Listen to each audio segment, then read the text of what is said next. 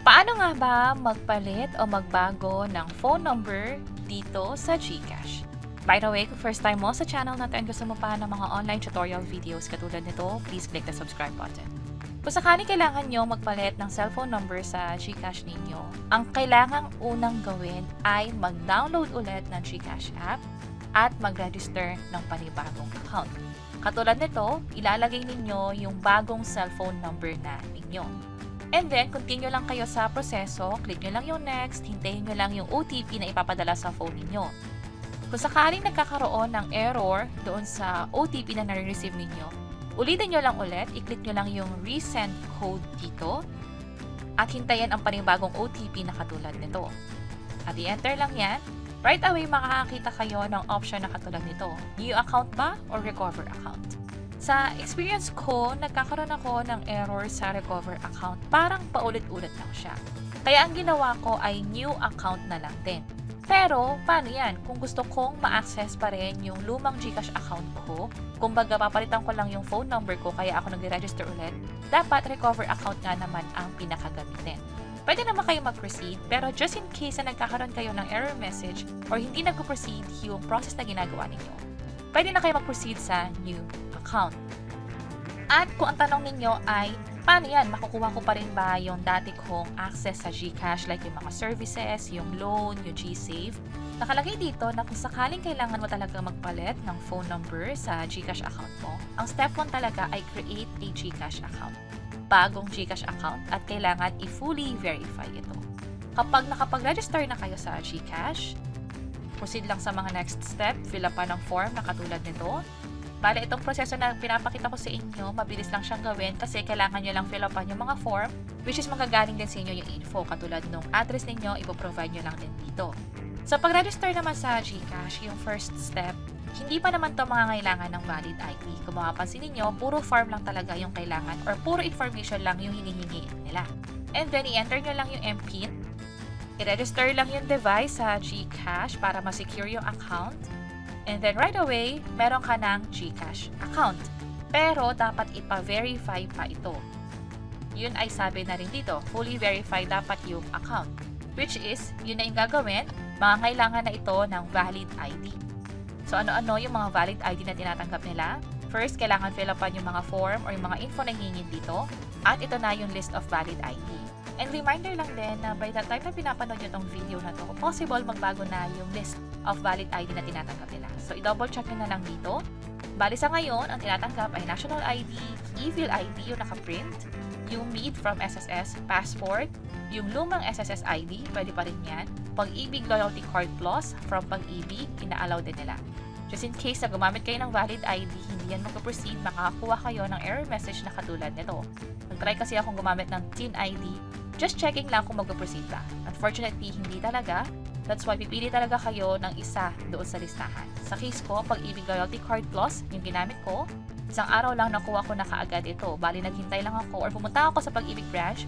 Within the same day, siguro hindi lalagpas ng 1 hour, nakuha ko na itong ID na to. Pero again, depende yan sa dami ng transaction or dami ng tao na nagre-request ng Loyalty Card Plus mula sa Pag-ibig. At nung ginawa ko na ngayon, nag-proceed na ako sa selfie, which is, ito yung mga pamantayan o yung direction nila. Dapat walang nakaharang sa mukha, wala ring cap. So, mag-ready lang for selfie. At ito na, na-submit na yung in-upload natin, which is yung ID and yung selfie. This time naman, i-complete na yung mga information dito. Dapat yung info dito, especially yung name, ay nag-match doon sa Pag-ibig ID o sa kung anumang ID ang ginamit natin. So, ito yung form. Ipoprovide nyo lang yung mga information tungkol sa'yo. So, manghihingi ng expected monthly transaction, main purpose of opening the account, and PEP ba or politically exposed person, ikaw ba yung pinaka-may-ari ng account na to? And then, hintayin nyo lang kasi possible mag-exit or makakakuha kayo ng confirmation na katulad nito. We're verifying your account. You'll receive SMS within 3 days. Ito ay matapos kong i-upload yung selfie, ID at makomplete yung mga form or information na hinihingi nila. Sa experience ko, within the same day, nakakuha na rin ako ng confirmation from GCash na fully verified na yung account. So, ito yung step 1, meron na akong bagong account sa GCash. Pero hindi ibig sabihin ay meron na akong kaparehong GSave account, Borrow, G-Insure. So, ano yung dapat gawin?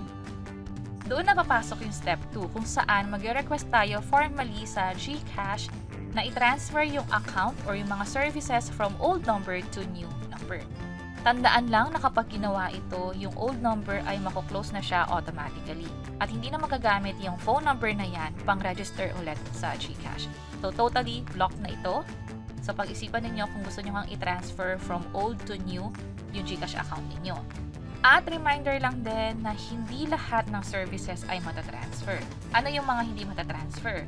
Katulad ng nakalagay dito, hindi matatransfer yung G-score ninyo. Halimbawa, mataas na yung G-score nyo sa old account, hindi yan magkakaroon ng parehong score doon sa panibagong account.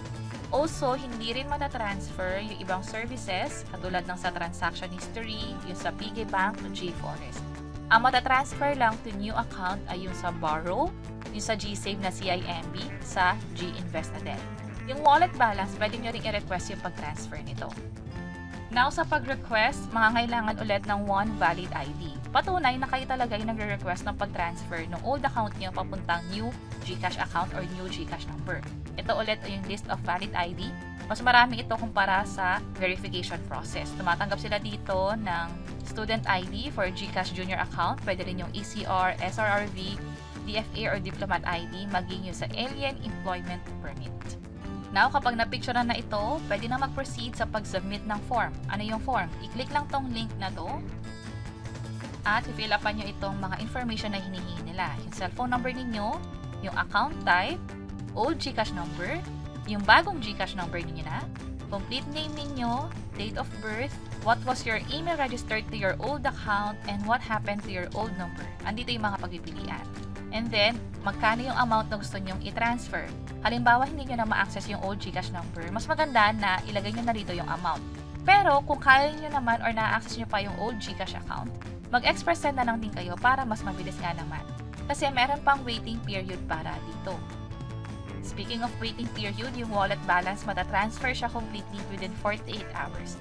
Yung mga services naman, katulad nung sa GSave, yung sa GStocks PH, GCash Card, Pera Outlet, GCrypto, maging yung sa GLoan, GCredit, GGives at GInsure, within 14 days pa siya matatransfer.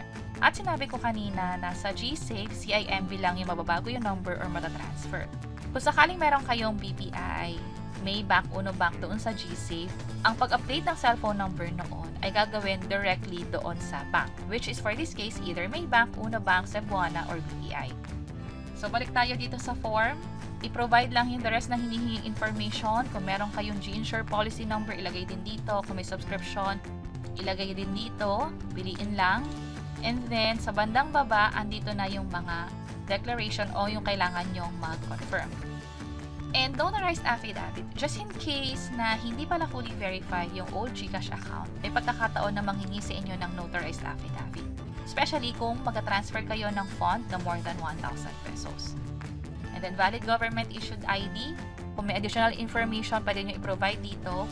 And then mag-upload na ng mga pictures or images na nire-require for this transfer bago i-submit. At yun yung buong proseso sa pagbago ng cellphone number sa GCash. Create kayo ng account at mag-request formally sa GCash for transfer of services and maging sa wallet balance. And that's it. Sana nakatulong tong video na to. At para sa iba't ibang mga tutorial videos, pwede nyo pang i-check itong mga nasa baba. Sana makatulong and see you sa mga next videos. Bye-bye!